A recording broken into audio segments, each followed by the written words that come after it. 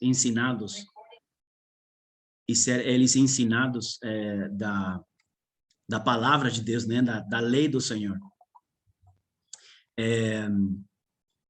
Os judeus serão sacerdotes de Deus durante o milênio.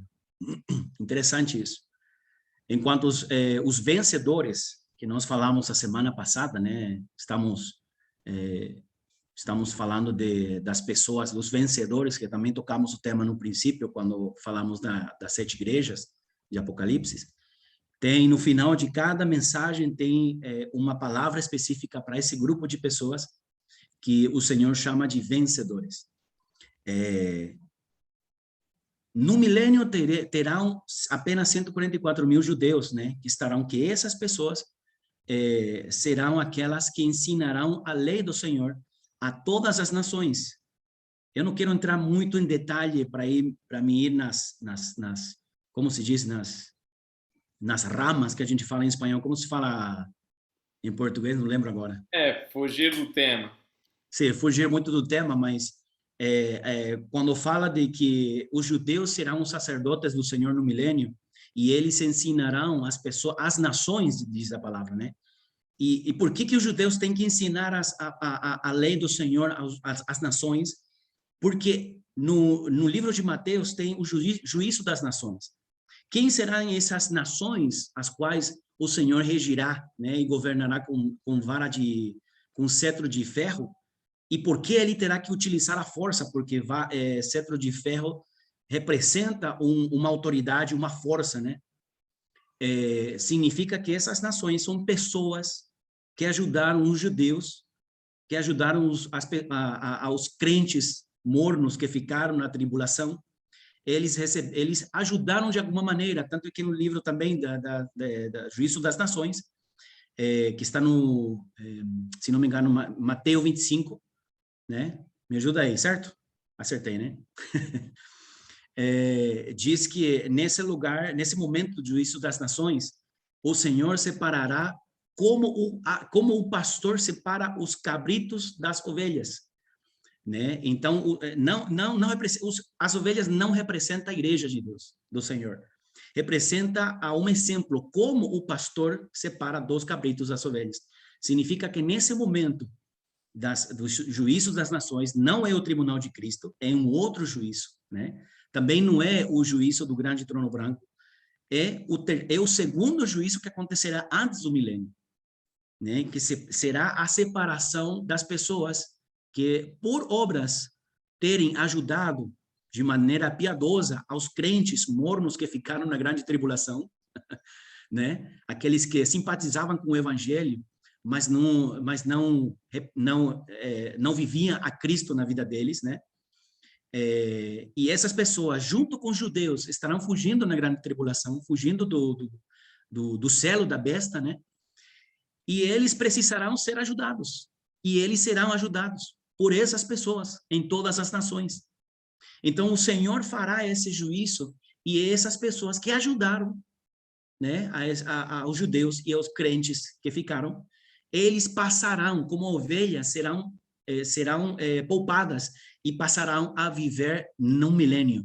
Então, o Senhor Jesus, com cetro de ferro, junto com os santos, governaremos sobre as nações. Sobre quem? Sobre essas pessoas que foram poupadas para poder participar do reino milenar. Essas pessoas, efetivamente, não vão ter nenhum, como se diz, nenhuma autoridade de poder, nem nada, eles nem sequer serão crentes. Olha aí, porque quando Jesus diz, porquanto eu estava nu, você me atendeu, você me deu roupa. Quando eu estava enfermo no hospital, você foi me visitar, né? Então, todas essas ações, eles fizeram. Enquanto vocês fizeram para esses meus pequenininhos, vocês fizeram para mim, diz o Senhor para essas nações. E essas pessoas que que estão recebendo esse juízo perguntam para o Senhor em que momento nós te vimos nessa situação, aqui e lá, nós te fomos visitar, em que momento? Né? Significa que eles não reconheciam as obras de justiça, eles nem sequer conheciam o Senhor. né? Então, eles eram pessoas que não conheciam Deus, que não tinham Cristo como uma vida na vida deles, né? Não eram crentes, mas eles, por causa dessa obra de justiça, de amor e de piedade, eles receberão, ou eles serão poupados de alguma forma pela misericórdia do Senhor para participar de alguma maneira no milênio. Por isso é que, no final, vou me adiantar um pouco, né? Vou pular um pouco o final do milênio, que no final do milênio será solto novamente o dragão. E ele voltará a enganar as nações. Quais nações? Essas nações que foram regidas pelo Senhor, que foram governadas pelo Senhor com vara de ferro, com cetro de ferro, né? Isso, vale destacar aqui Sim, que essas nações são, consequentemente, as que vão repopular a Terra, exatamente. né? Durante o milênio, a Terra vai ser, no fim da era, a Terra vai ser ceifada. Depois vai ter a batalha contra o anticristo, né? E o que acontece? Depois do Armagedão, que é a batalha em Megiddo, Cristo vai governar, vai destruir o anticristo e os destruidores da terra. E os que ficaram, essas vão ser as nações sobre as quais Cristo governa, certo? O que o Richard vem Isso. ensinando. Essas nações vão repopular a terra. Então na terra vai ter pessoas ressuscitadas governando, né? Os juízes de Deus da era vindoura, que vão se sentar em tronos e vão julgar no céu a igreja, na terra, os heróis da fé, o campamento do Senhor.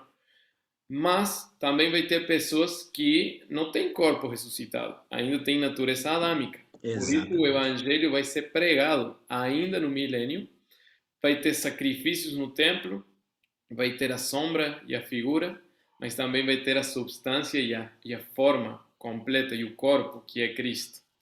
Então vai ser uma coisa assim surreal. E a Terra vai ser totalmente restaurada. Só que aí, na última temporada, Satanás é solto. O Richard está parafraseando Apocalipse 20, né? Você já vai Uhum. abrir aí. E o que acontece, meu brother? Pode continuar. Eu só fiz um adendo aí Não, na linha de tempo. sim, sim, não, perfeito. O milênio será realmente maravilhoso, né? Segundo estamos vendo e relatando e parafraseando, né? Coisas extraordinárias acontecerão no milênio. No milênio não haverá enfermos, nem maldições, não haverá pobreza, fome, guerra, não haverá nada disso, animais ferozes, não haverá nada mais. A própria natureza será restaurada, né? Como limos, né, antes, né? Os desertos, inclusive, vão se transformar em pomares, em oásis completos. Imagina um oásis mais estendido por todo o deserto. Os animais selvagens serão totalmente mudados e transformados. Será praticamente um outro mundo, mas será a mesma terra, mas passada totalmente por uma transformação. Ainda não é a Nova Jerusalém, mas ela experimentará uma transformação total, né? Mas com tudo isso ainda será essa terra que nós conhecemos hoje, né? Os novos céus e a nova terra ainda não terão vindo, virá depois do milênio, né? É, Exatamente. mas, sim, diga. Uma adendo só. E esse processo de restauração dura 1000 anos, certo? Então, durante esses 1000 anos, Cristo ele não vai restaurar a terra sozinho. Para isso, ele vai usar os vencedores, os que venceram Exatamente. ao longo das eras e os que vencimos na era da igreja, se é que nós somos vencedores, certo? Por isso, nessa era, nós estamos sendo treinados e facultados no uso e na experimentação dos poderes da era vindoura, que fala Exatamente. Hebreus 6. Porque a terra toda, Richard falou algo muito interessante. Não vai ter doença. Sim, mas por que não vai ter doença? Porque nós vamos estar curando os doentes numa medida ainda maior do que estamos fazendo agora. Entende? Porque ainda vai ter pessoas com corpo adâmico que repopularam a terra, que vão sofrer os danos, os detrimentos do salário do pecado, que é a morte, mas a gente vai estar lá pregando o mesmo evangelho que a gente prega hoje, só que com uma demonstração de poder ainda maior. Hoje vemos em Uau. parte e em parte profetizamos, mas quando chega aquele dia, o que é em parte vai se tornar durante o dia do Senhor, os 1000 anos, uma coisa maravilhosa. Por isso é que é muito preciso que a gente seja facultado nessa era, nos poderes da era vindoura. Que os pecados nossos sejam tratados nessa era, com a graça do Senhor. Hum. Estão comigo? Porque os pecados que não são tratados nessa era serão tratados na era vindoura. E vai ter punição para o cristão que não entra no target de vencedor e não vai herdar o reino. Porque não todo aquele que me diz Senhor, Senhor entrará no reino, senão aquele que faça a minha vontade. Então a gente está sendo facultado, santificado no caráter, mas também treinado no uso dos poderes da era vindoura, que tem tudo a ver com os dons do Espírito, que é o azeite que tem as virgens prudentes na sua vasilha.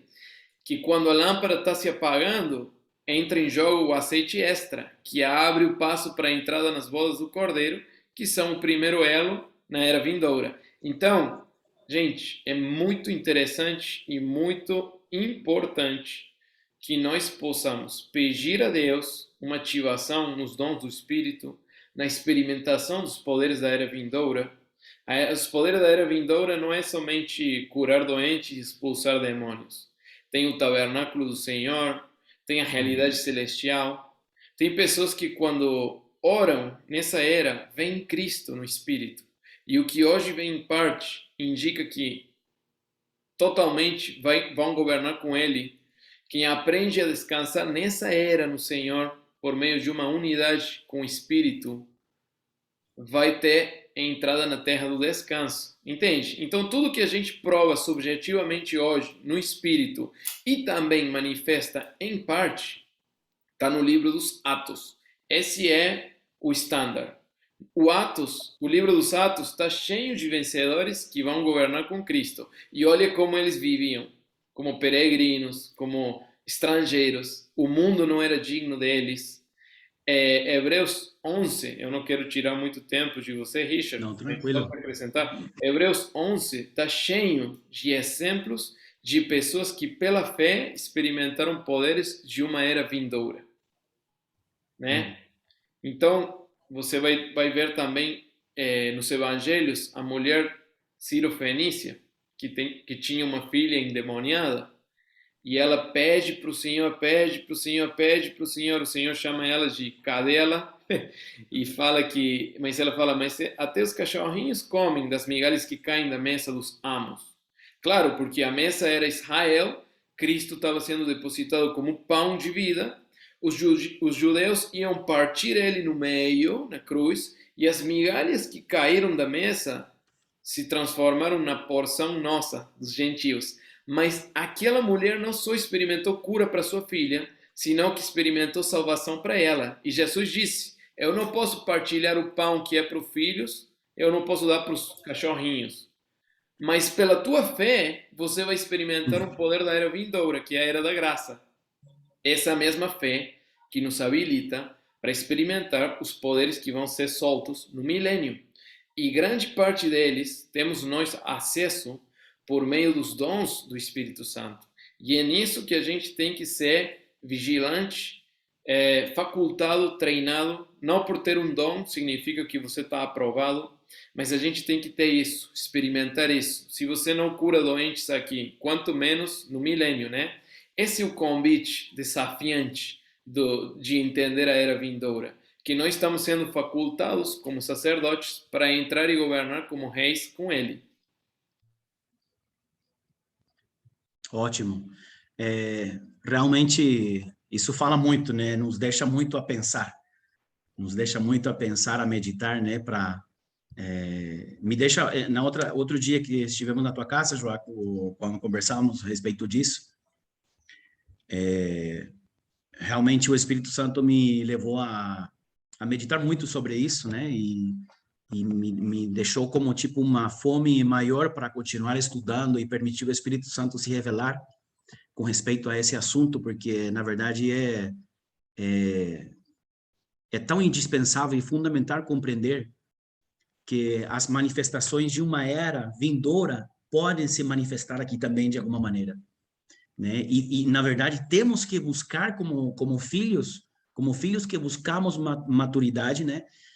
Procurar manifestar de alguma maneira aquilo que vamos experimentar na era próxima, na era vindoura.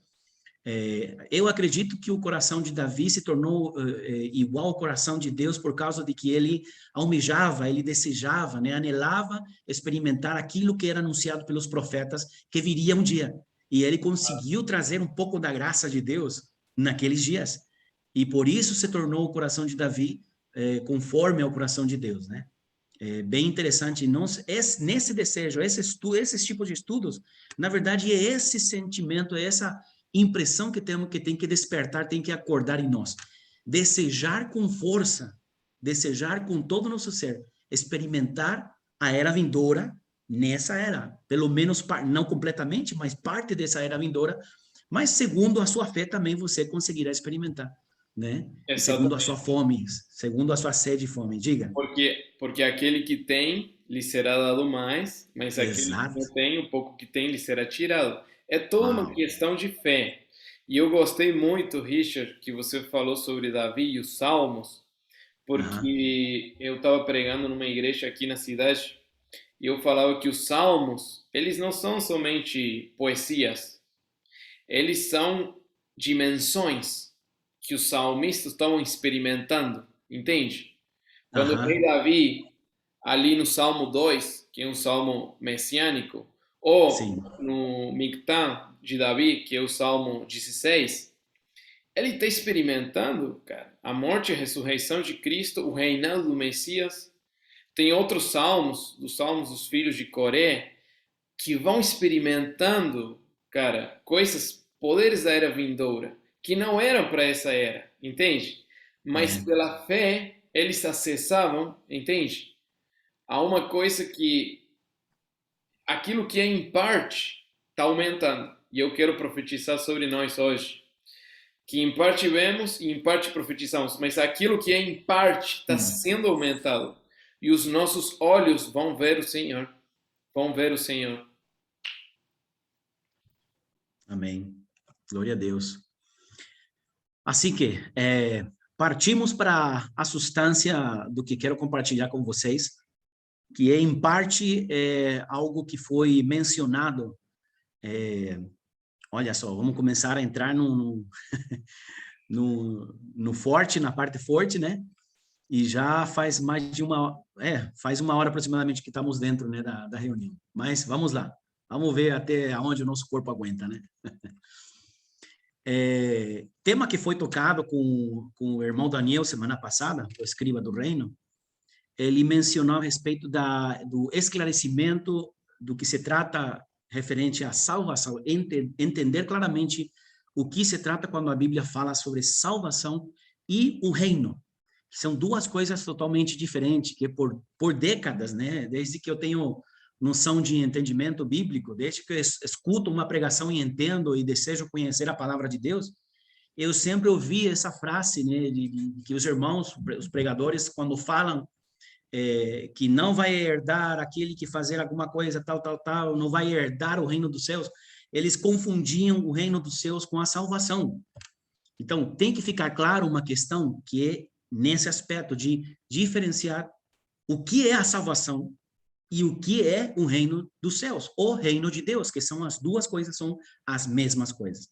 Só que de maneira mais enfática, a palavra diz que o reino dos céus se refere mais diretamente a um reino que é dos céus, mas se manifestará aqui na terra.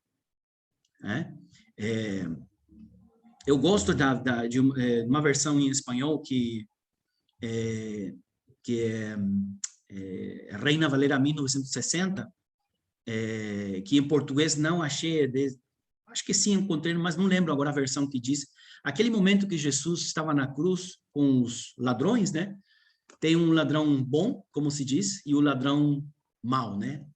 E o ladrão bom, da sua fala, entre todas que ele falou, foi: se lembre de mim quando você venha ao teu reino.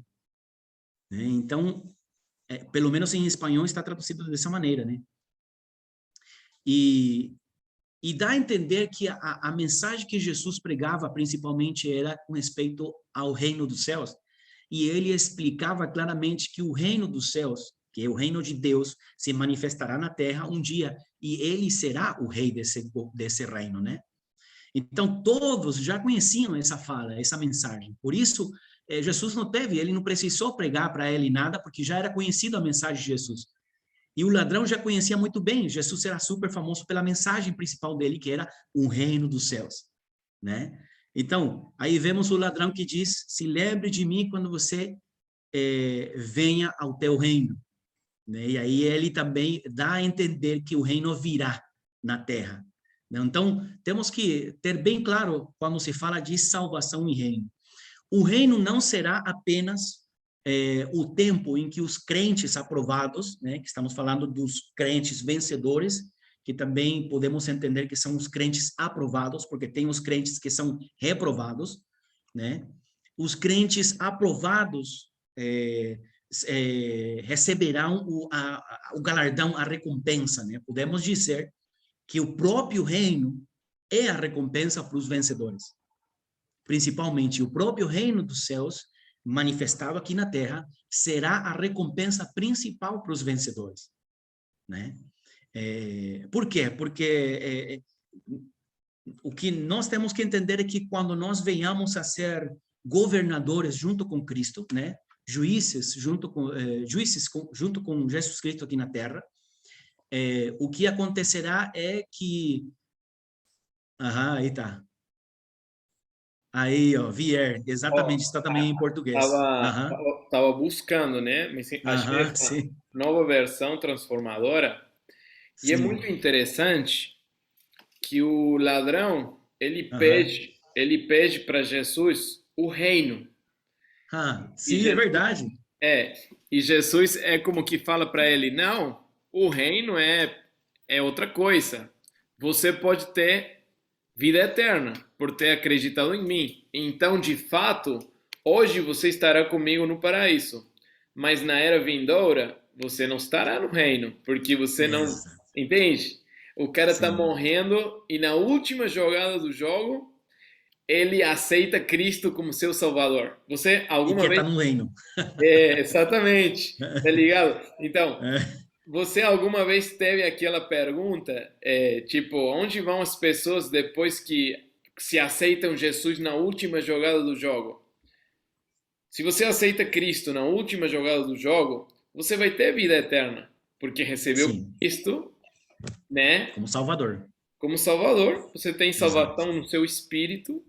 Podemos dizer que você nasce de novo de maneira expressa e você recebe a vida eterna. Isso ninguém tira de você. Mas uma coisa muito diferente é você querer o reino. Então o ladrão fala para Jesus, lembre-se de mim quando vieres no teu reino. Aí Jesus, o reino é uma recompensa para os vencedores. Por ter Aê. acreditado, você vai ter vida eterna. E vida eterna vai te fazer encontrar comigo hoje no paraíso. Nesses 3 Exatamente. dias, Jesus desce até o centro da terra, o que indica que o paraíso está no centro da terra. E no paraíso, ele coloca ali, né, no Hades, na seção agradável do Hades, que é o paraíso, ele coloca o ladrão junto com os que estavam aí, salvos, no caso. Salvos no espírito, né? Que tinham vida eterna. Mas a entrada no reino só vai se ver quem entra depois do tribunal de Cristo, que a gente falou sábado passado. Opa, excelente aporte. Não se diz aporte, né? Se diz colaboração, né, em português. O Everton vai saber. Aporte de você fez um depósito de dinheiro, me parece. É? Verdade, Everton? Faz sentido aporte, mas tipo Aporte seria um adendo, né? Seria colocar algo, tá? Pode ser. tá bom então. Pode ser um aporte. Tá claro tá. aí, Everton, a diferença? Sim. Muito bom o texto que trouxe o Richard, porque o ladrão está pedindo o reino para Jesus. Sim. E Jesus, de maneira muito sutil, está falando para ele: não vamos falar de reino, vamos falar de vida eterna. Exatamente. Para Não isso, pode, não. Sim, é impossível falar de reino para uma pessoa que não teve obras, né, de justiça. Exatamente, porque Aham, o reino é por obras, exato, mas e esse é o ponto que vou entrar. a Aham, salvação de vida eterna é pela graça, é pela fé. exato, Vamos lá, Richard, exatamente. então. Entra Vamos no lá. ponto, entra no ponto, meu brother. Assim que, né, é realmente fundamental entendermos a diferença entre essas duas coisas, né? Entre ser salvo e ser recompensado com o galardão do reino, não é verdade? É vital, tem uma vital importância aqui, podermos fazer essa diferenciação. Muitos irmãos se contentam apenas com a salvação, que, bom, o contentamento com a salvação, contentamento é uma virtude, mas se contentar com a salvação, não sei não se é bom, né? Mas ela é apenas a porta da entrada. A salvação é a porta de entrada para podermos adquirir a entrada para o reino de Deus, né? Para o reino dos céus aqui na terra. E uma vez que ultrapassamos essa porta, o Senhor deseja, né, através da salvação, que é a nossa porta, deseja que prossigamos até recebermos o reino. Esse é o alvo do Senhor. Essa é a mensagem de Cristo.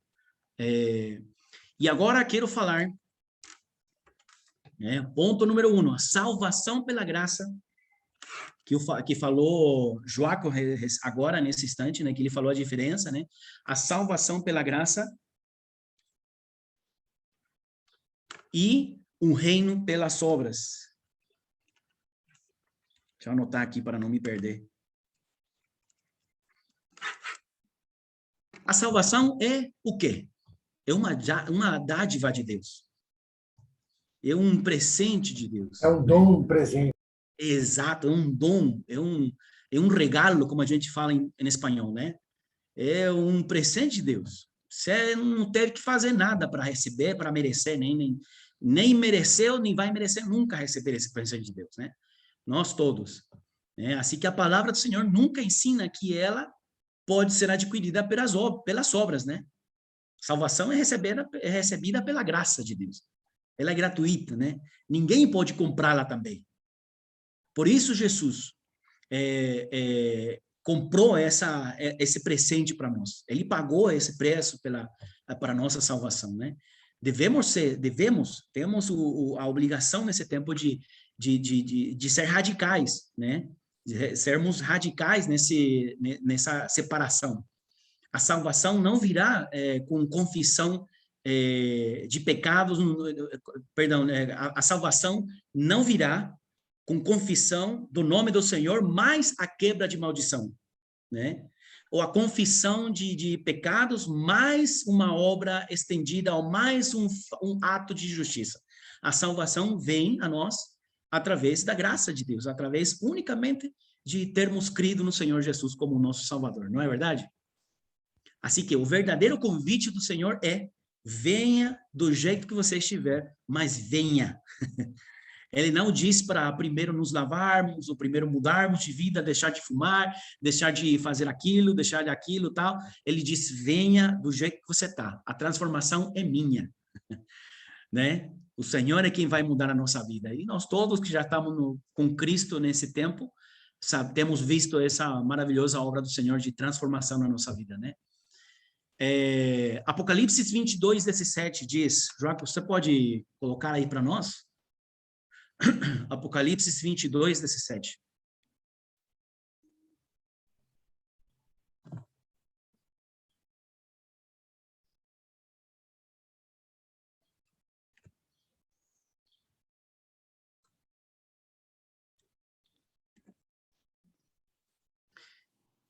Tá aí.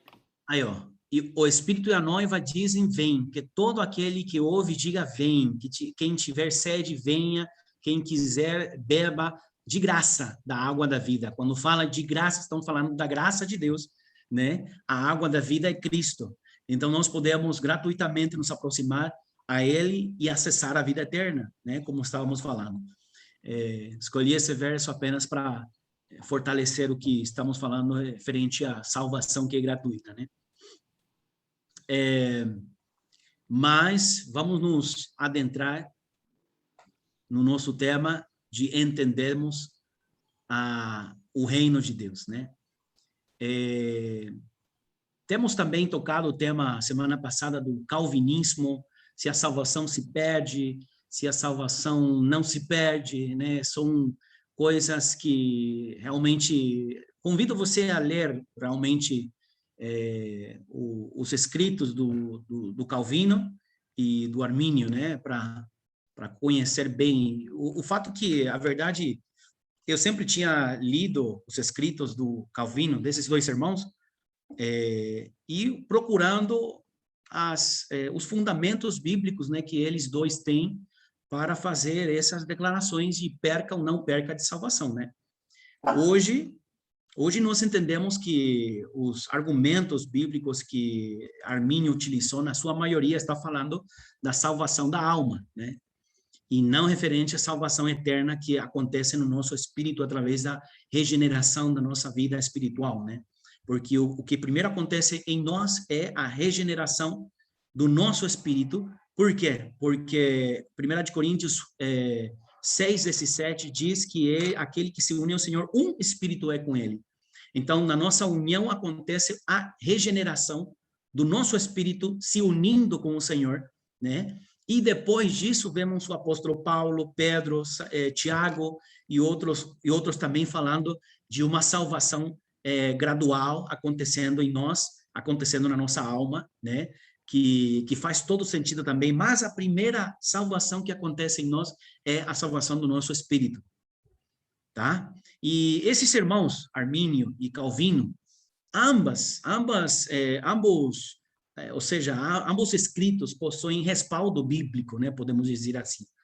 Mas, ainda assim, geram problemas em nós, né, geram problemas e crise nos irmãos.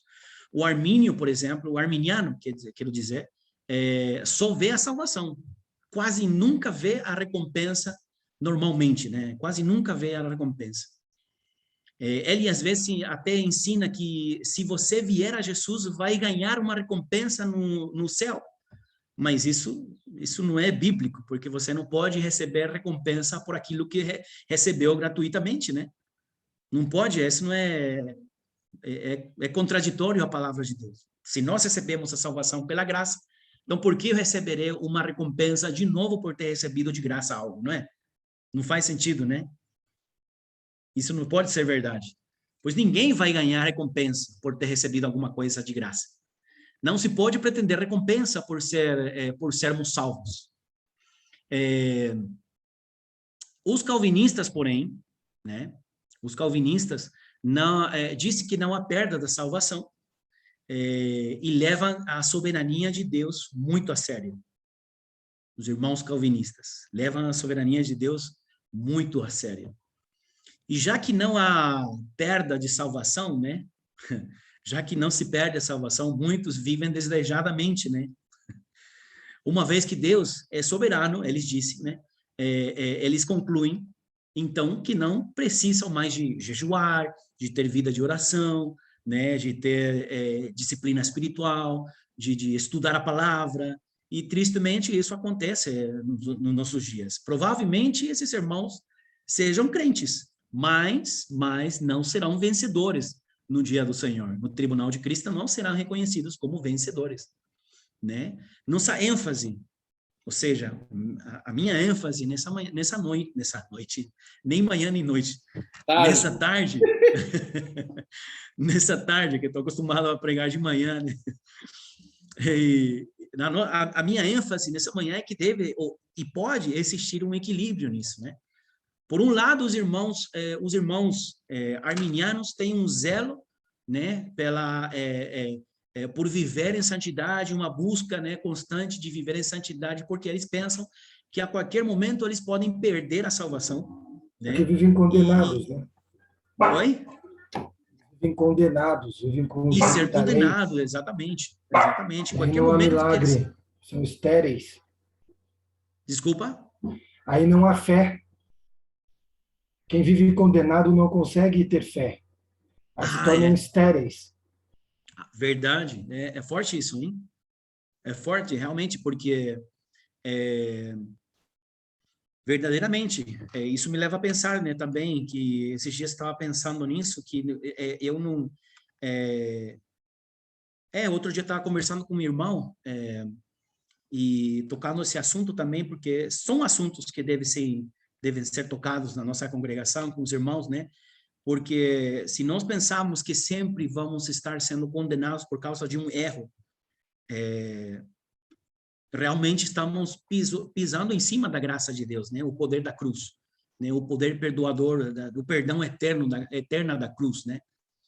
E eu estava pensando com um irmão outro dia que na graça de Deus estava também contemplado os nossos erros, os nossos pecados, tudo aquilo que nós iríamos cometer depois de Cristo, né, estar vivendo em nós, tudo isso também estava contemplado, não somente porque a palavra diz que ele, quando estava na cruz morrendo, diz a palavra que ele não estava tomando em conta os pecados do homem, né?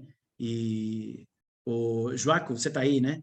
Seria interessante em um momento dado, Claro. acho que você vai tocar, né, na sua lista, se não me engano, o tema os pecados, o pecado e o pecador, não é verdade? Sim, a gente já viu isso antes. Aqui. Legal, legal. Não assistia. A Eu gente vi viu a o sua lista, pecado, eu vou ver esse assunto aí porque me interessa conhecer mais a o fundo. pecado, os pecados e o pecador. E aí o Aham. que você está explicando é muito interessante porque no perdão de Deus, na obra salvífica de Cristo na cruz, Aham. ele contempla, ele se oferece pelo Espírito Eterno e o perdão dele abrange pecados passados, presentes e futuros. Então, por exemplo, quando Deus diz, eu te amo, com eterno amor tenho te amado. Né? O te Hum. amo de Deus significa eu te amei, eu te amo e eu te amarei, porque Deus é o eterno, está na eternidade.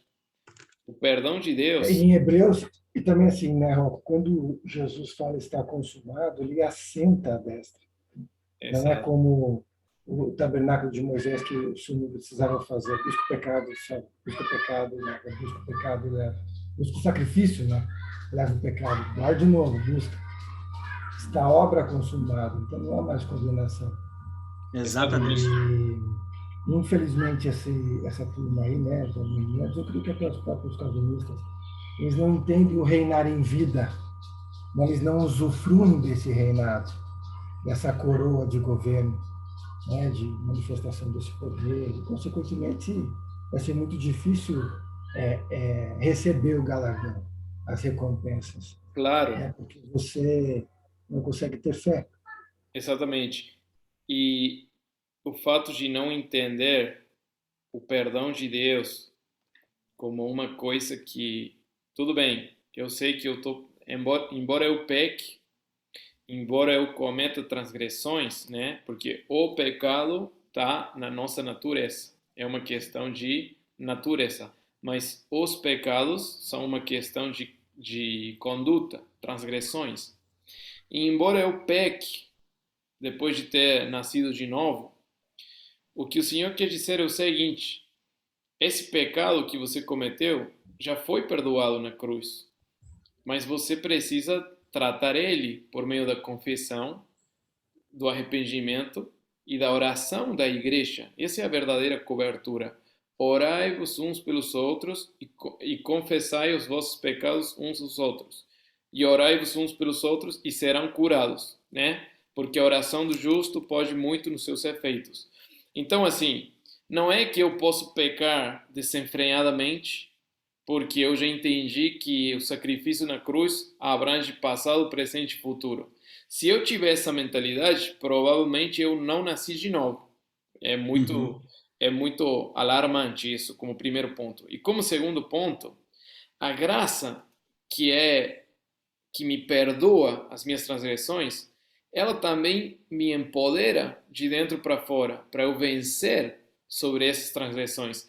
Essa é a natureza de um vencedor e o usufruir de um vencedor na graça do Senhor.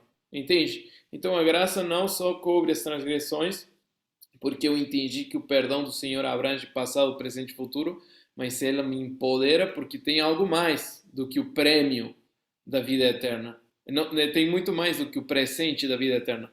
tem o prêmio da entrada no reino. Quer acrescentar uma coisa? É o acesso do amor, né? A Exatamente. graça é você, a pessoa amada, ela se constrange. Aí que Quanto tá. mais graça, quanto mais eu saber que eu sou o pior, o menor, saber que eu não mereço nada, né? Porém, eu mereço tudo que Cristo merece, muda a minha conduta em relação ao pecado. Porque eu vou me colocar como um trigo maduro com a crista baixa, desconectado desse mundo, sabendo que nada é meu, ou por mim, ou através de mim. Tudo é dele por ele. Eu me Exato. coloco numa outra posição. Eu me coloco numa posição de reverência a Cristo. E aí ele é através de você. É ele em você e através de você. Então, Exatamente. toda vez que esse amor vai te constranger, quando você for tentado e você tiver que escolher entre o pecado e o amor, você vai escolher o amor. É porque não está nada ligado à tua força, ao teu braço, ao teu conhecimento, ao teu... Se eu mereço algo, eu parto de um princípio que Deus me deve algo. Então, não, eu não vou fazer tatuagem porque eu... Não, mas então eu vou fazer. Não, é Deus através de mim. E esse amor vai fazer com que eu me constranja e queira amar as pessoas também. Eu vou entender que não está nada ligado a mim, está tudo totalmente ligado a uma vida para o outro. É muito interessante a graça. Eu tenho estudado muito sobre a graça e tem mudou, né? E tem mudado ainda mais a minha forma de entender esse evangelho, sem condenação. Assim, nada que eu faça, só para concluir assim, sim. Nada que eu faça eu vou agradar a Deus, mas também não tem nada que eu faça que vai diminuir o amor de Deus por mim. É muito constrangedor isso, né? 2 Coríntios 5. Perfeito. E aí eu peguei o versículo só para colocar um fundamento bíblico no que o Everton disse. Quando você entende a graça, o amor de Deus nos constrange, julgando assim, que se um Cristo morreu por todos, logo todos morreram. O que significa isso? Que nós nos identificamos com o sacrifício de Cristo na cruz para permanecer juntamente crucificados com Cristo, né? E ele morreu por todos para que os que vivem, ou seja, nós, os remidos, não vivam mais para si, mas para aquele que por eles morreu e ressuscitou. Entender a graça te dá a natureza de um crucificado. O próximo passo é a cruz. É a cruz no diário viver, certo? Então, só quis colocar aí um versículo. Mas pode continuar. Olha que interessante, Everton, porque você é o momento de mencionar o amor, né?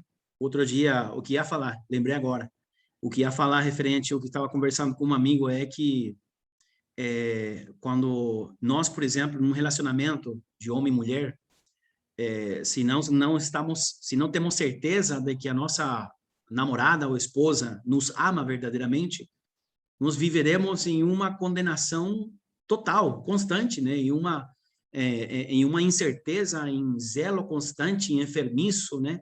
Aquela sensação de que em qualquer momento ou em qualquer situação, ela poderia estar nos enganando ou mentindo, né? Que toda uma mentira para aquele que está inseguro do amor do outro é toda uma mentira. Né? Então, isso acontece muito entre muitos irmãos que não compreendem, não precisamente que não tenha nascido, talvez tenha nascido de novo, mas foi pregado para ele um evangelho incompleto, né? O evangelho que diz que Jesus morreu na cruz e te perdoou teus pecados. É a lei misturando com a graça. Prega a graça, Cristo, amor, cruz, só que você tem que fazer. Isso não é obra de recompensa. Exatamente. É julgo. Exatamente. Né? E aquele evangelho que diz, não, Jesus morreu pelos teus pecados e agora você é perdoado, mas olha lá, hein? Olha lá, você não pode errar, porque senão você está despreciando o amor que Deus te deu. Não, o amor que Deus me deu, como o Joaco falou agora também, que ele nos amou, significa passado, presente e futuro, né? O amor dele é eterno. Então, a graça é preciosa, né? De estudar e compreender ela. E à medida que vamos explicando também a graça, se nos revela ela mais, né? Profundamente. Mas vamos lá. Nesse que falei sobre a diferença entre a graça a salvação é pela graça e o reino é pelas obras. Estamos falando, né, referente à diferença entre salvação e reino, e falávamos desses dois personagens, né, Armínio e Calvino, né, que eles se contradizem nesses argumentos, ambos têm uma fundamentação bíblica. Poderíamos dizer que tem um fundamento bíblico válido. Hoje eu entendo que não, né? Em parte tem, em parte eles não têm, porque não conseguem ver o reino, não conseguem compreender o galardão, a recompensa, né? Por causa das obras, por causa dos cristãos que nascem de novo para viver em obras. Porque o nosso ênfase nessa tarde tem que ter um equilíbrio. Temos que ter um equilíbrio entre a visão da graça, né, que estamos falando, e a visão das obras. Porque se, por um lado, você foi salvo pela graça, por outro lado, você foi salvo para viver nas obras de justiça. Assim, dessa maneira, não será ninguém vai ser mais julgado com respeito à salvação. Mas, contudo, será com relação à recompensa, seremos julgados para a recompensa, como falamos a semana passada, né, com o nome de Cristo. Porque uma coisa é um presente e a outra é uma recompensa, um prêmio. Exatamente. Para você receber uma recompensa, você tem que ter feito algo. Para você receber um presente, você só tem que acreditar que esse presente é para você. Exatamente. O calvinismo, por exemplo, também é positivo quando ensina uma verdade por exemplo, a salvação pela graça é um presente que não se perde. Esse é um fato positivo na visão do calvinismo.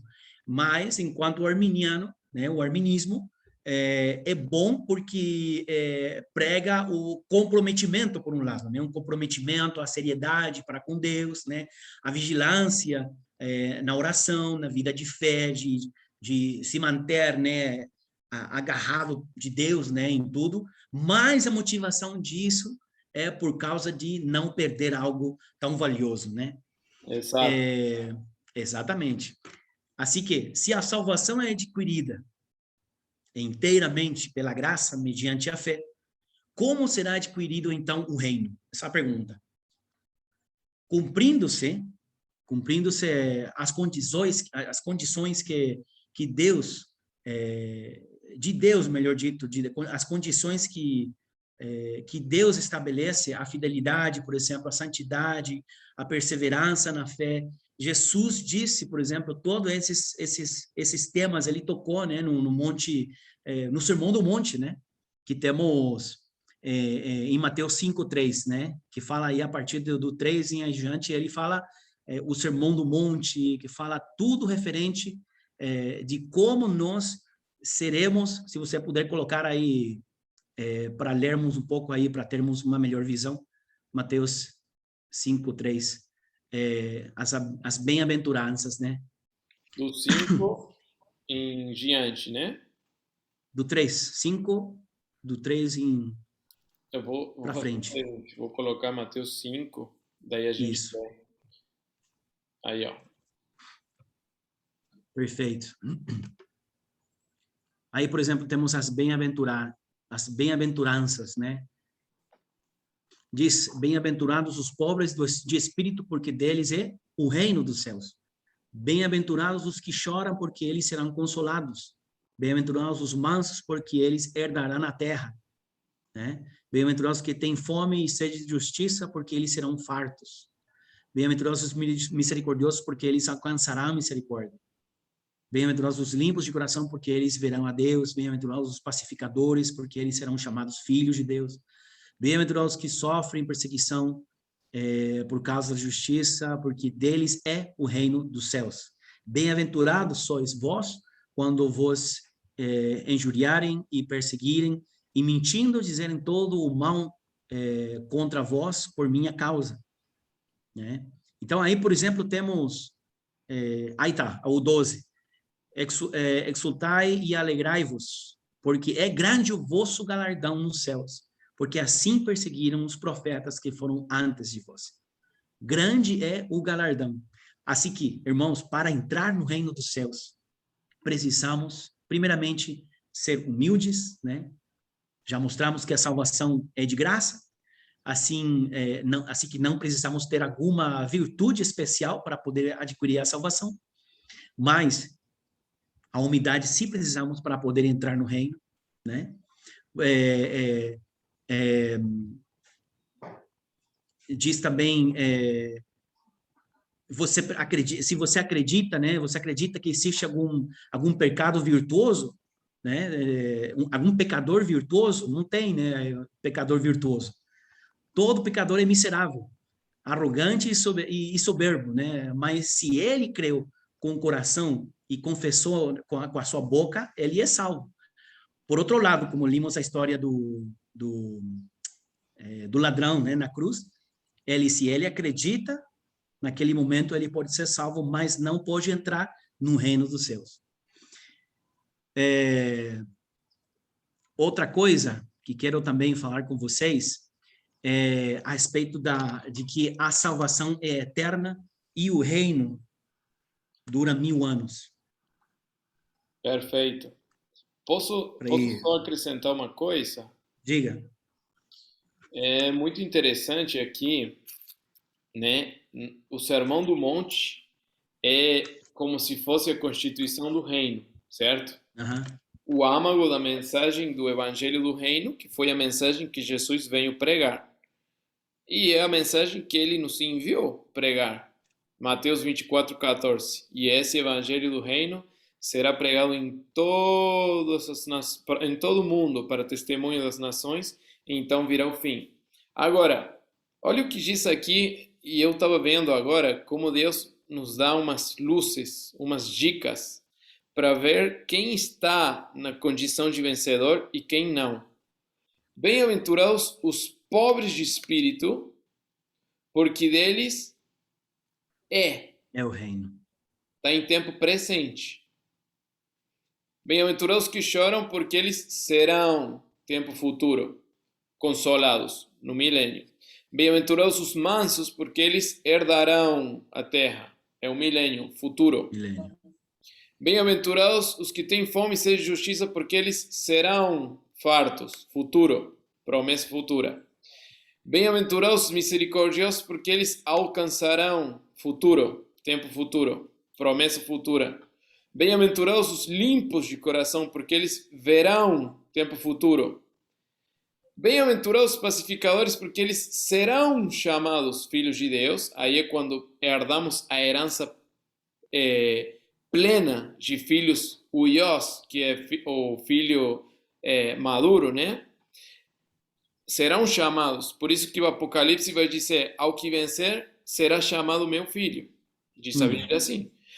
Bem-aventurados que sofrem perseguição por causa da justiça, porque deles é o reino. Olha só, as duas partes que tem um verbo em tempo presente, que fala de reino dos céus. Hein? Que top. Então, segue aqui. Reino dos céus é dos pobres de espírito. Reino dos céus é dos que sofrem perseguição.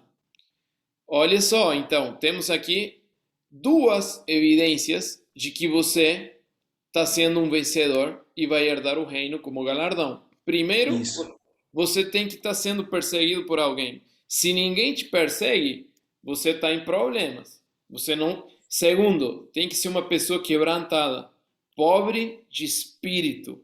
Os pobres de espírito é a maior evidência de que a pessoa é um vencedor e está no reino. A perseguição é a maior evidência de que a pessoa está pregando o evangelho do reino e que a pessoa vai, né, tá vivendo a realidade do reino hoje, subjetivamente, então vivirá, porquanto vivirá também no futuro a substância do reino, a manifestação do reino.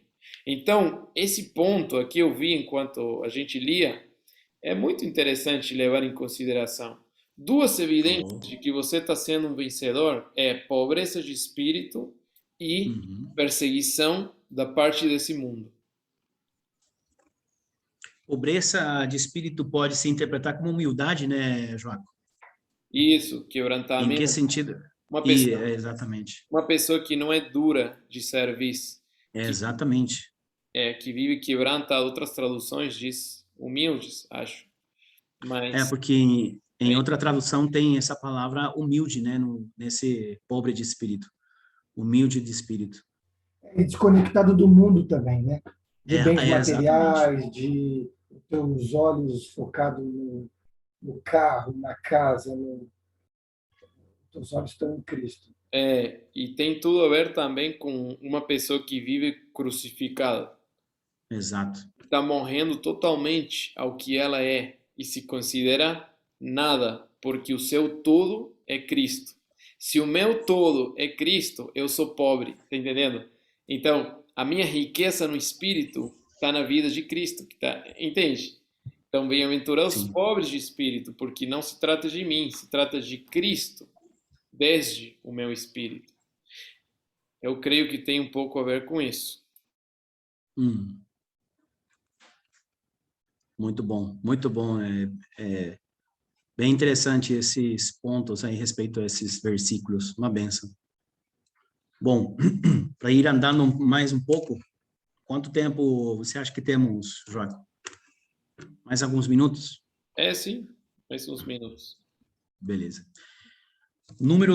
Ponto número 2 seria a salvação é eterna, né? Mas o reino durará 1000 anos. A salvação não será mais longa, não terá um tempo maior do que o reino, né?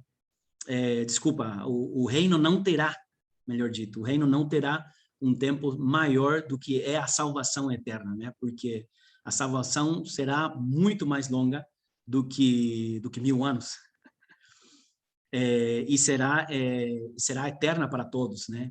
Entretanto, o reino dos céus durará o tempo de 1 milênio, né? E nele uns reinarão e outros serão disciplinados, como o Joaquim falou antes. O reino tem um começo e tem um fim, a salvação não tem, né?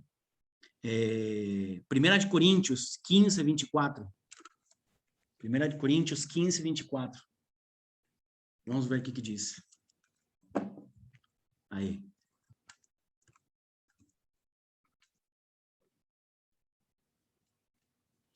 Só um minuto só. Sim. David, coloca uma para mim, por favor. Vamos lá. Vamos. Depois virá o fim, né? Quando tiver entregado o reino a Deus, ao Pai, e quando houver aniquilado todo o império e toda potestade e força. Assim que aqui vemos claramente que o milênio tem um tempo de final, de começo e final.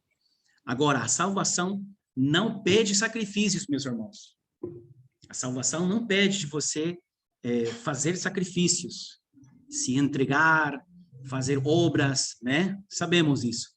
O reino, porém, pode pedir. O reino pode pedir.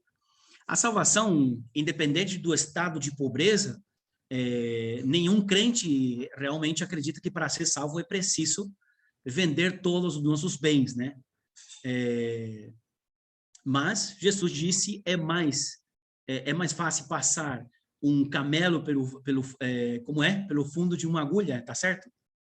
Né? É mais fácil passar um camelo pelo fundo de uma agulha do que entrar um rico no reino dos céus, né? No livro de Mateus, se não me engano, está.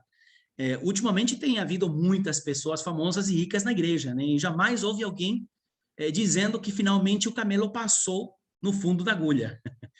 A salvação que finalmente é por graça, não requer de nós fazermos alguma obra, né? Não é necessário doar, não é necessário entregar as nossas riquezas para poder adquirir a salvação, mas para adquirir entrada, o nosso boleto para entrar no reino, em alguma ocasião o Senhor pode pedir, né? O reino é diferente. Se uma vez salvo, ainda assim, manifestar uma atitude de avançar e amar o dinheiro, nós estamos perdendo essa chance de sermos, né, de converter-nos, de transformar-nos em vencedores, né, como estamos falando agora há pouco. Apocalipse 20 diz, vamos ler, Apocalipse 20.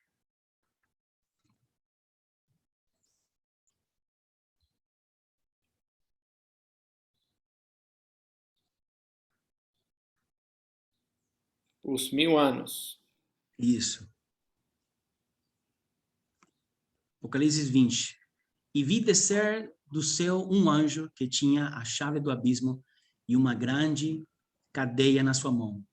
Ele prendeu o dragão, a antiga serpente, que é o diabo e Satanás, e amarrou-o por 1000 anos, e lançou-o no abismo, e ali o encerrou.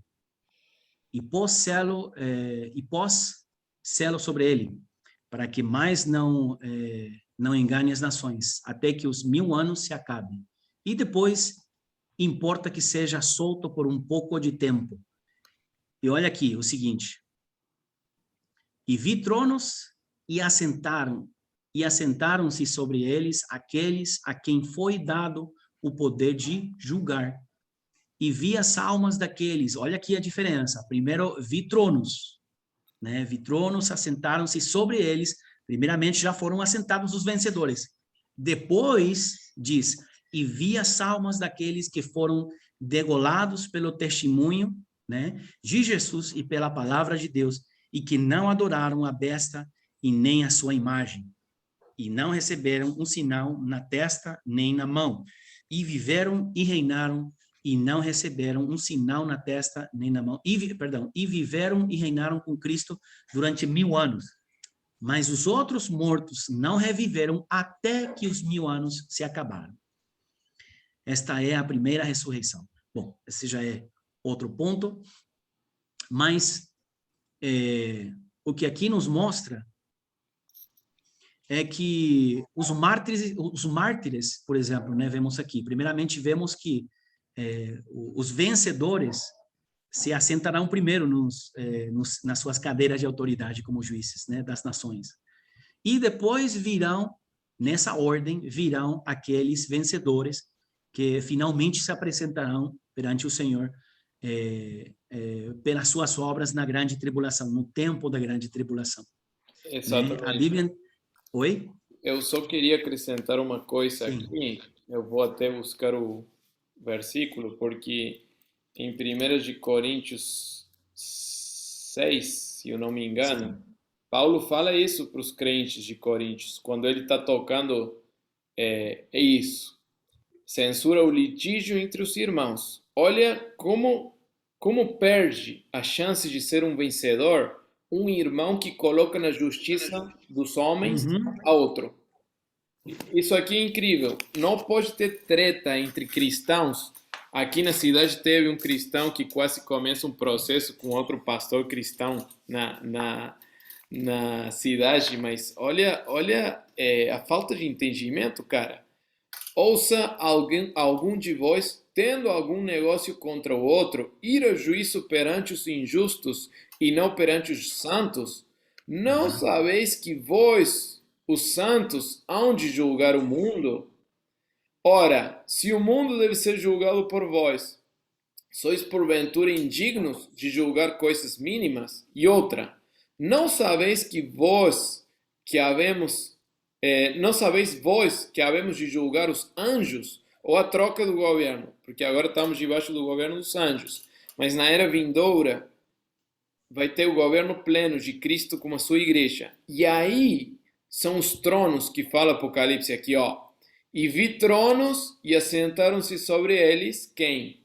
Aqueles a quem foi dado a faculdade, o poder, a autoridade de julgar. E é o que Paulo está falando aqui para os coríntios. Voltando em 1 de Coríntios capítulo 6. Gente, vocês estão se perdendo a chance de ser vencedores pelas obras ruins que vocês têm. Obras de injustiça. Exatamente. Exatamente. Ó, incrível. Diz, vocês vão julgar os anjos. Vocês vão julgar na era vindoura. Quer dizer, na minha melhor esperança, eu estou implantando uma igreja de vencedores, está dizendo Paulo. Quanto mais vocês podem julgar as coisas que pertencem a essa vida? Então, se tiveres negócio em juízo pertencentes a essa vida, pondes na cadeira os que são de menos estima na igreja, para vos governar, para vos envergonhar os digo, eu gosto de uma outra tradução que diz aqui, aceitem a sua derrota. Porque a gente está sendo posto à prova todo o tempo, né? E tem vezes que, cara, eu olho para a minha vida e eu falo assim, nossa, nessa eu tenho que aceitar a minha derrota, porque eu não agi como um vencedor. Eu não me deixei substituir por Cristo, eu não permaneci crucificado e eu não vou ter galardão pelo fruto que eu estou dando nessa área da minha vida.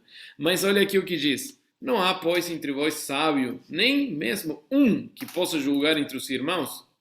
Mas o irmão vai juízo com o irmão, e isso perante infiéis. Não tem coisa pior e mais digna de perder o galardão que um crente coloque outro na justiça, e os dois briguem na justiça. Quer saber crente que tem treta com outro na justiça? É um crente que não vai ser vencedor. Aí tem outro...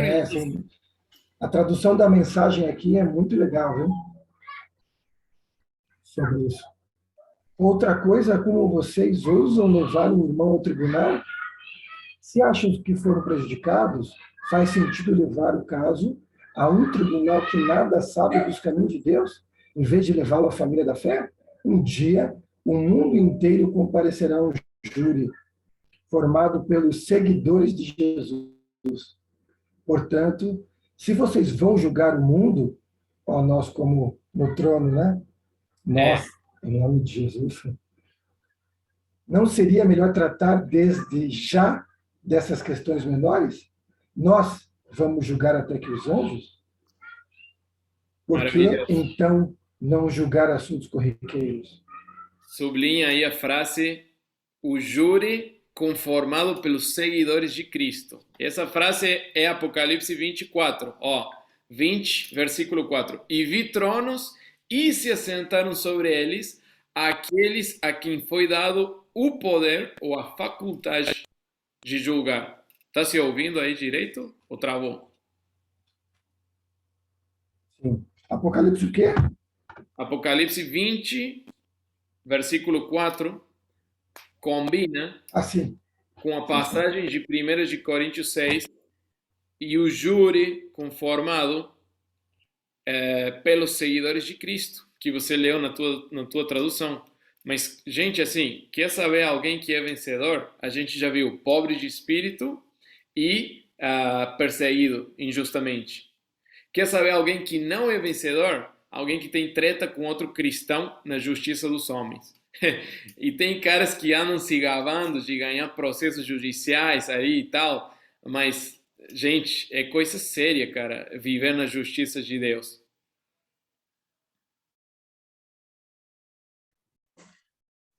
Meus irmãos, o reino é diferente. Essa né? questão aqui, o restante dos mortos não reviveram, é a disciplina.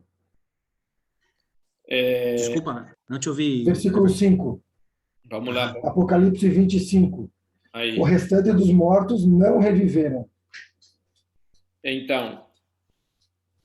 Sim, boa pergunta. Esses são os que não participam da primeira ressurreição, que é a É a disciplina, é os salvos do espírito, mas não da alma. Exatamente.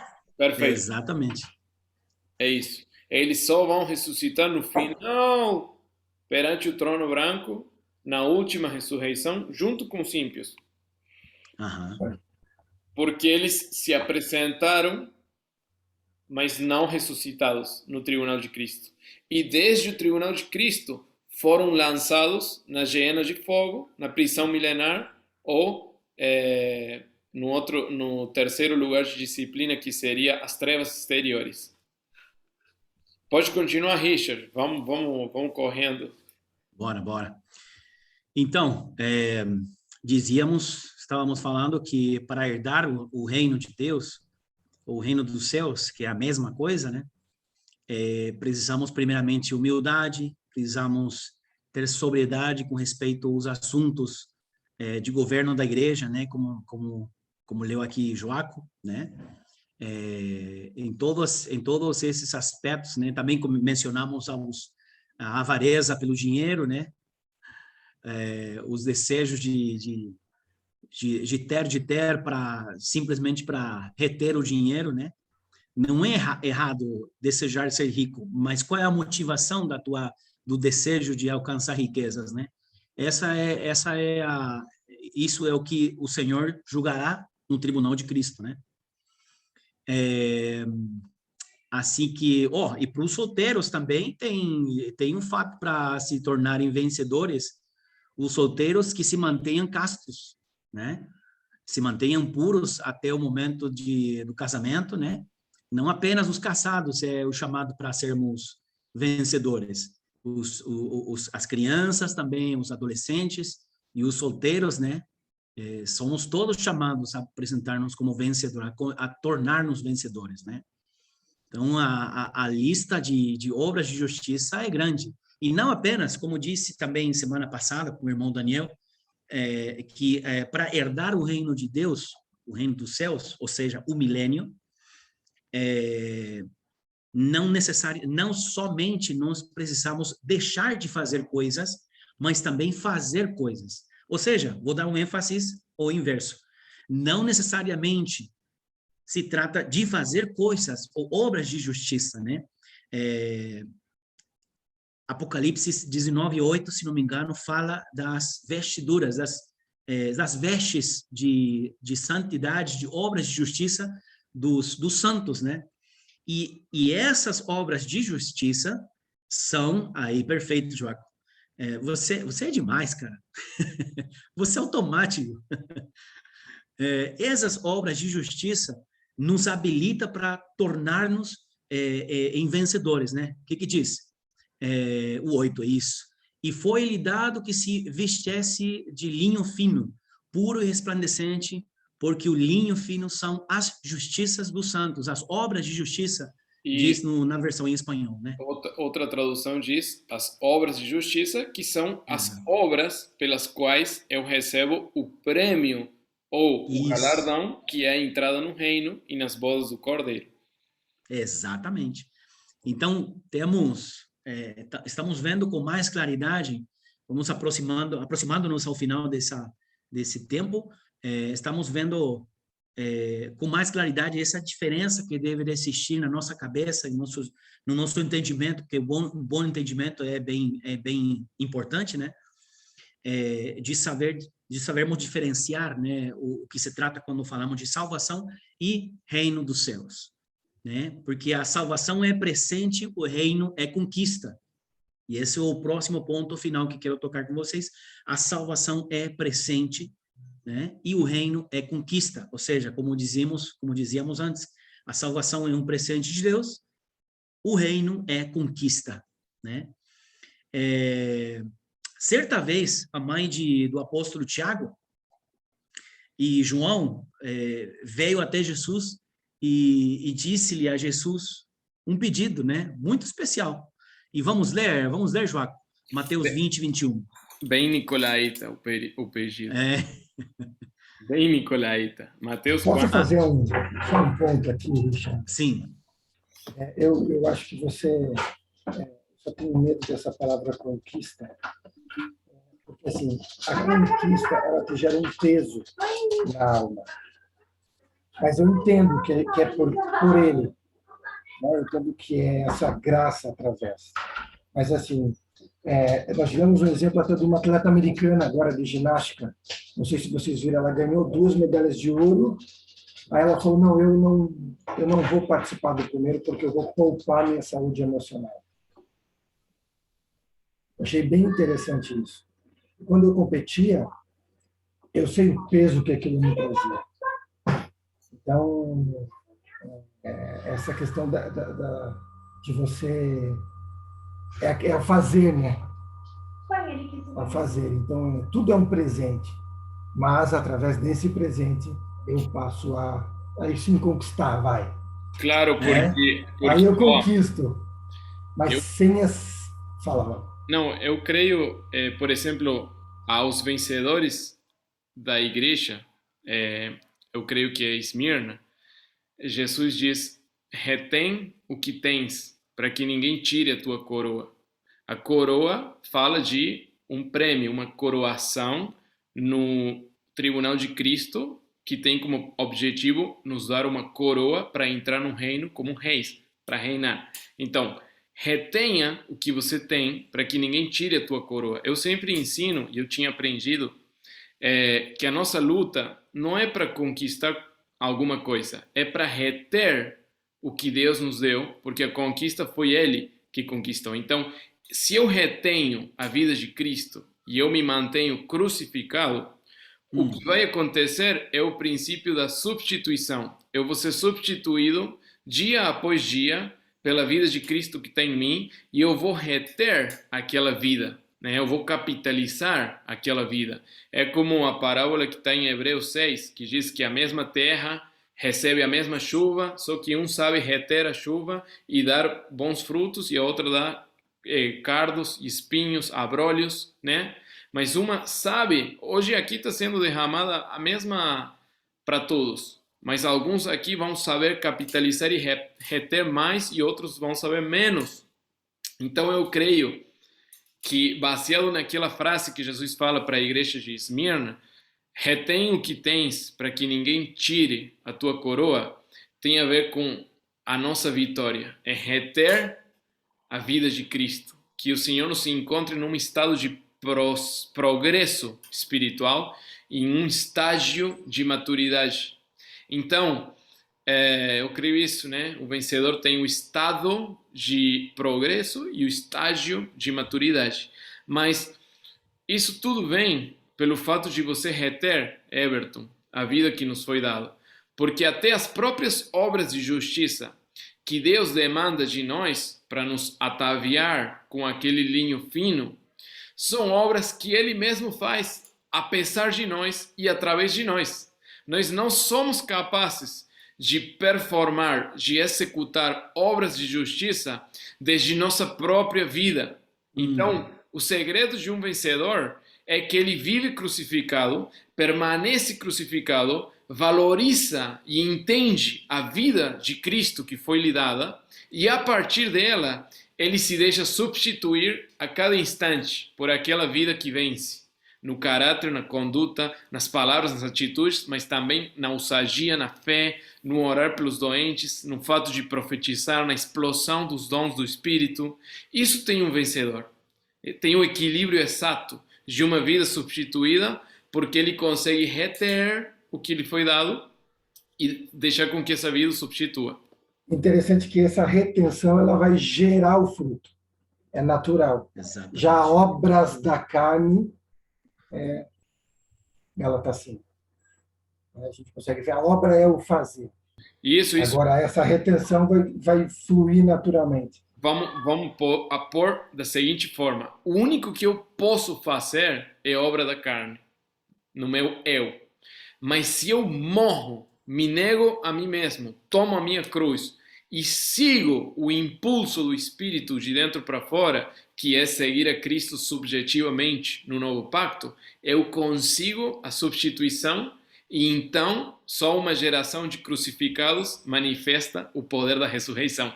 Aí está o linho fino das virgens, o azeite das virgens, aí está o linho fino da noiva, aí está o pré-requisito cumprido para entrar nas bodas do Cordeiro, né, que estávamos lendo aí do tecido de um traje de bodas, de um vestido, né, que tem primeiro o ouro de Ofir, que é a salvação no espírito, mas também tem o lino fino, que é a segunda camada, que é obras feitas a partir daquela vida que foi me dada. Então, por muito que pareça que eu estou fazendo obras, se essas obras não nascem da vida que está em mim e não são executadas na sincronia da substituição que vem através da cruz, eu não estou na vida que vence. Eu estou num ativismo ridículo. Uau. Pois é. Vamos ler então Mateus 20, 21.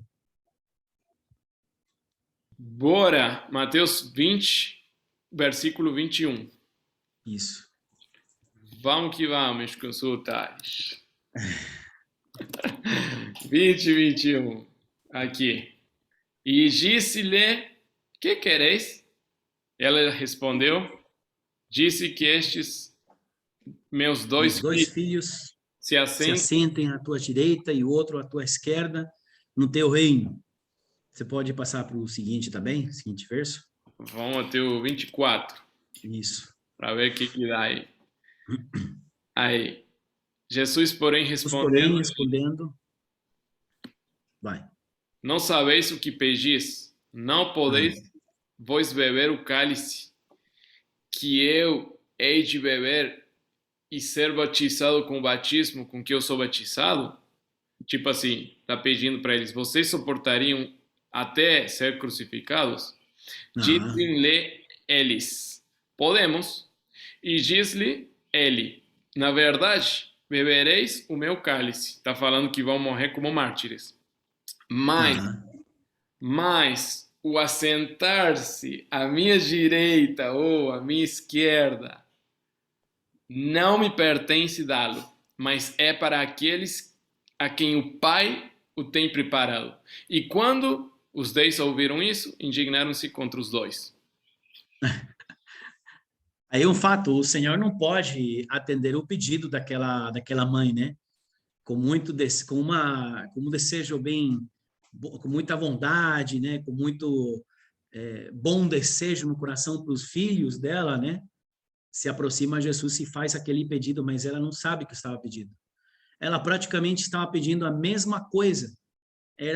Aquela pergunta vinha dentro dela com a mesma intenção que o homem, o ladrão na cruz, né? Com um certo estigma de ignorância a respeito do reino dos céus e fazendo esse pedido por causa de um desejo humano dela, né? O reino é uma recompensa, sabemos isso, que o reino é uma recompensa. Eles até disseram ao Senhor que beberiam do cálice, né? Como limos. Ainda assim, o Senhor não pode atender o pedido deles, né? Porque aquela resposta estava dada, é uma resposta que tem que dar o Pai, né? O Senhor, Deus o Pai. Então, eu digo assim, referente como estávamos falando agora há pouco, a retenção, né, que o Joaco falou, muito bom isso, Joaco, que não se trata apenas de fazer uma ação de um esforço humano por conquistar, né? Não se trata apenas disso. Se bem vai ter um esforço da nossa parte, né? Morrermos cada dia e nos apresentar e tomar a nossa cruz diariamente, né? Para manter-nos crucificados. Aí que está o esforço. Aí que vai requerer de nós, não apenas da nossa carne, mas também vai requerer do nosso espírito someter a nossa alma e a nossa carne à vida espiritual, né? E se manter na cruz, crucificados. Paulo também fala em muitas maneiras, ele fala que ele prossegue, que ele corre a carreira, que ele se esforça, que ele anda. Ele até pensava no princípio das cartas paulinas, ele pensava que não chegaria a participar da primeira ressurreição por causa de que não chegava a enxergar com total claridade, né, essa revelação. Depois, nas finais das cartas paulinas, ele diz sim, ele declara que sim, vou participar dessa primeira ressurreição, né? Então, ele conseguiu enxergar com mais claridade isso. Requerirá, sim, de um esforço de parte de nós para nos mantermos firmes, né? Não, quando digo conquistar, né? Eu digo de talvez sair a lutar e a pelejar, a tratar de conquistar e tal, não necessariamente desse jeito, né? Bem exatamente como o Joaco manifestou, comentou aí referente a uma retenção, porque se olharmos, por exemplo, como você falou, Everton, no começo, referente à armadura de Deus, se você para observar a armadura de Deus, são, se não me engano, são 6 elementos, dos quais os 5 primeiros são de defesa, e unicamente a palavra é a espada, que é para ataque. Significa que a nossa posição é de resistir, de estarmos firmes, né? Então, sim, se trata assim de mantermos, de nos mantermos nessa posição que Cristo ganhou para nós, que Cristo mesmo, através da sua graça, nos posicionou, né? E dentro desse nos mantermos firmes nessa posição, é que naturalmente se manifestará todo o fruto do Espírito Santo em nós, através dessa comunhão, manter esse relacionamento em comunhão com Deus, né? Aí brotará naturalmente o fruto do Espírito e, finalmente, nos converteremos em vencedores, né? Assim que é isso, meus irmãos. Para terminar, quero dizer, primeiramente, que estávamos falando que a salvação é eterna, o milênio dura 1000 anos, já falamos, né? Falamos também, agora há pouco, falamos sobre a salvação é um presente, o reino é uma conquista, né? Requerirá-se de um esforço, não apenas carnal, da nossa humanidade, mas requerirá de um esforço de someter, que o nosso espírito someta a nossa alma à vida espiritual, né? E, finalmente, também, a salvação é igual para todos, mas no reino há gradações. Cada um de nós, se chegarmos a participar do reino, que tomara Deus queira que possamos todos nós participar, teremos um espaço de governo no reino dos céus, cada um receberá, será recompensado de acordo com suas obras, né? Quem não tiver obras, simplesmente não terá recompensa. Quem executou obras, quem fez obras, mas estará sujeito à correção, né? No reino há diversos níveis de graduações, de graduações. Alguns receberão 10 cidades, outros receberão 5 cidades, né? Como diz Lucas 19, naquela parábola, né? Está falando do reino. Inclusive, caberá a alguns meramente uma recompensa, outros terão também apenas galardões, né? Alguns ganharão uma rica entrada no reino, e há quem entre no reino sem uma rica entrada também. De maneira justa. Mas, exatamente. Inclusive, agora veio na minha cabeça um verso que diz, não me lembro agora, se você me pode ajudar a achar esse verso, Joaco, aquele verso que diz, quem anula um desses mandamentos será considerado o menor no reino dos céus, né? Lembra?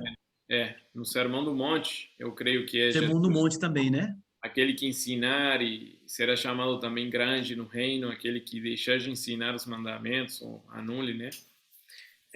Assim que no reino... Então, temos de um lado vida eterna e do outro lado o reino.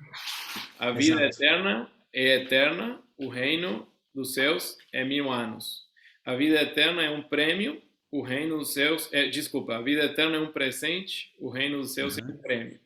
Isso. A vida eterna é eterna, o reino dos céus dura 1000 anos. Na vida eterna, todos somos iguais, tocante a recompensa, o presente. E no reino dos céus há diferentes graus de recompensa. 1 João fala de recompensa parcial, completa ou nula. E você falou mais uma coisa. Qual é o segundo item que você nomeou aí no último resumo que você deu? Lembra? Que a salvação é igual para todos, mas no reino há graduações. E o anterior? Que a salvação não é que a salvação é eterna e o milênio dura 1000 anos? Ou já falei? Já anotou esse, né? Já falou esse. Já? Então a salvação é presente, é um presente e o reino é conquista. Isso, um prêmio. Tá certo. Tá Bom? certo. Tá, então, para finalizar, todos receberemos galardão e posição no reino milenar, segundo a qualidade das nossas obras, né? Não todos, né? Ou seja, sim, os que tenham recebido. os que participamos do reino milenar, os que chegarmos lá, receberemos galardão segundo a qualidade das nossas obras, né? E alguns receberão obras maiores, ricas obras, né? Ou seja, rico galardão por causa das suas obras, né? E outros receberão galardão mínimo ou simplesmente o único galardão que eles receberão será poder participar do reino milenar, como falou como podemos ler aí no Sermão do Monte, que disse aqueles que anulem esses mandamentos será considerado um menor no reino dos céus. Amém? Assim que, finalmente, entendemos também que existem graduações no reino e a chave é a vida eterna, para podermos entrar e poder participar do reino. Não sei se tem alguma pergunta para dar um fechamento hoje. Podemos, um minuto só, podemos encerrar a gravação e aí a gente começa o tempo de perguntas.